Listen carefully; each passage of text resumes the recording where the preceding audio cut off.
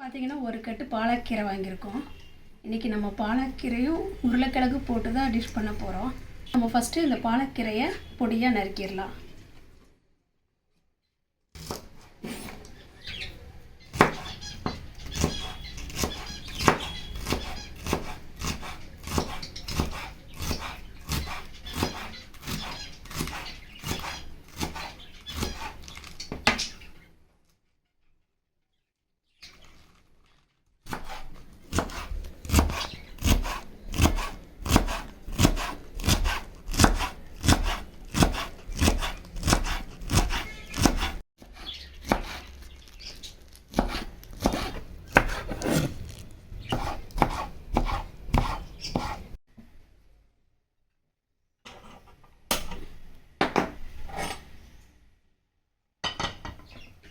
பாத்திரம் காஞ்சிடுச்சு. இப்போ நம்ம எண்ணெய் ஊற்றிடலாம்.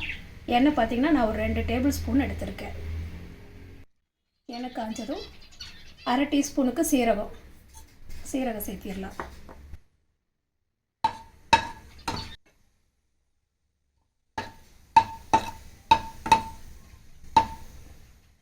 இதில் பார்த்திங்கன்னா நான் ஒரு 2 பல் பூண்டு எடுத்து பொடியாக நறுக்கியிருக்கேன்.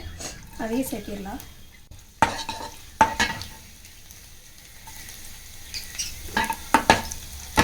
இதில் நான் ஒரு பெரிய வெங்காயம் எடுத்து பொடியாக நறுக்கியிருக்கேன். அதையும் சேர்த்திடலாம். வெங்காயம் கண்ணாடி பதத்துக்கு வந்தாலே போதும், ரொம்ப வதங்கணுன்ட்டு இல்லை. இந்த ஸ்டேஜ் வந்தாலே போதும். இதில் நான் ஒரு பெரிய உருளைக்கிழங்கு எடுத்து சின்ன சின்ன பீஸாக நான் நறுக்கி வச்சுருக்கேன். இதையும் நம்ம சேர்த்திடலாம்.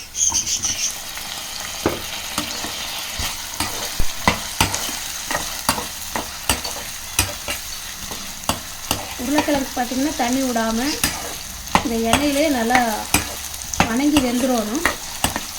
அந்த அளவுக்கு இது வேகணும், கொஞ்சம் வேகணும்.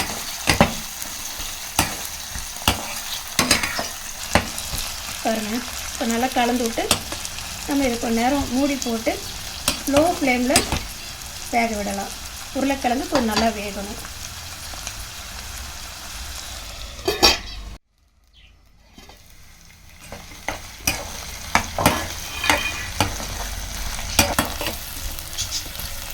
நீங்கள் அப்பப்போ மூடியை திறந்து விட்டு நம்ம இந்த உருளைக்கிழங்கை பரட்டி எடுத்துக்கலாம்.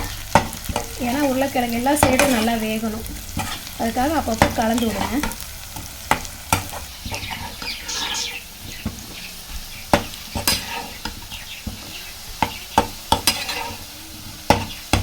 பாருங்கள், உருளைக்கிழங்கு இந்த அளவுக்கு வெந்திருக்கு.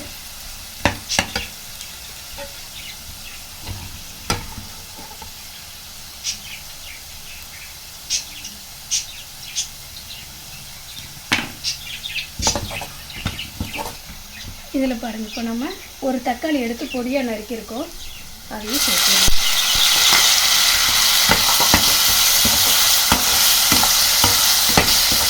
இதோட ஒரு 2 பச்சை மிளகாய் எடுத்து பொடியாக நறுக்கியிருக்கேன். அதையும் சேர்த்திடலாம்.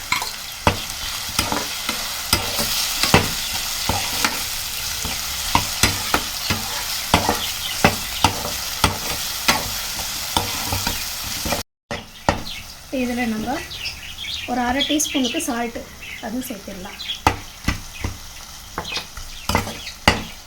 தக்காளி நல்லா வெந்துருச்சு. இப்போ இதில் நம்ம ஒரு ஸ்பூனுக்கு மல்லித்தூள் சேர்த்திடலாம். அடுத்தது அரை டீஸ்பூனு மஞ்சத்தூள், ஒரு டீஸ்பூனுக்கு மிளகாத்தூள். அடுத்ததாக இதில் சில்லி ஃப்ளேக்ஸ் அரை டீஸ்பூன் சேர்த்திக்கலாம். இப்போ நான் இதை சேர்த்திடுறேன்.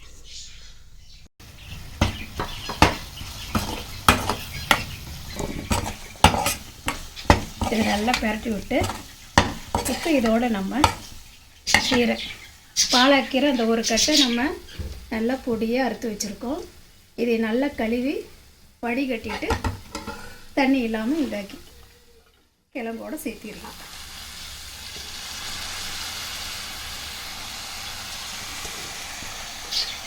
இந்த பாலக்கீரை பார்த்திங்கன்னா உடம்புக்கு ரொம்ப நல்லதுங்க. ரொம்ப சத்து உள்ள கீரை இது. இதில் பார்த்திங்கன்னா மெக்னீசியம், காப்பரு, அப்புறம் வைட்டமின் கே, இதெல்லாம் அதிகமாக இருக்குது. இதெல்லாம் அதிகமாக இருக்கிறதுனால நம்ம எலும்புக்கு அதே மாதிரி நம்ம பல்லுக்கெல்லாம் வந்து ரொம்ப உறுதியாக இருக்கும்.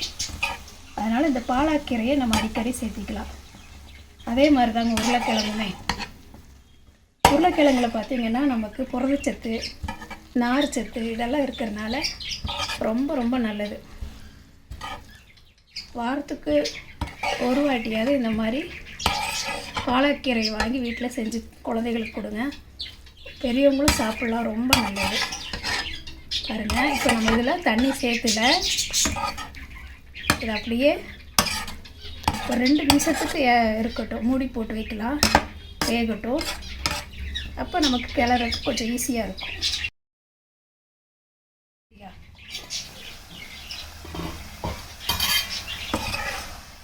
இப்போ நல்லா கலந்து விட்டுக்கலாம். இந்த கீரையிலே தண்ணி ஊறுங்க, அதனால் நம்ம தண்ணியெல்லாம் எக்ஸ்ட்ரா சேர்த்த வேண்டியதே இல்லை. கிழங்குமே நல்லா எண்ணெயிலேயே வெந்துருச்சு, அதனால் தண்ணி சேர்த்தாமல் நல்லா கிளறி விட்டு மூடி வச்சிடலாம்.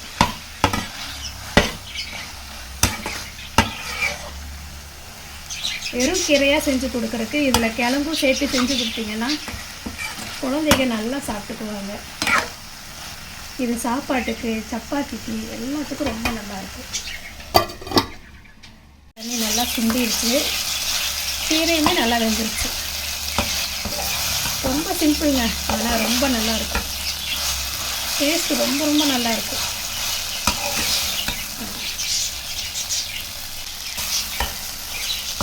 அவ்வளோதாங்க, நமக்கு பாலாக்கீரை உருளைக்கிழங்கு ரெடி ஆயிடுச்சு.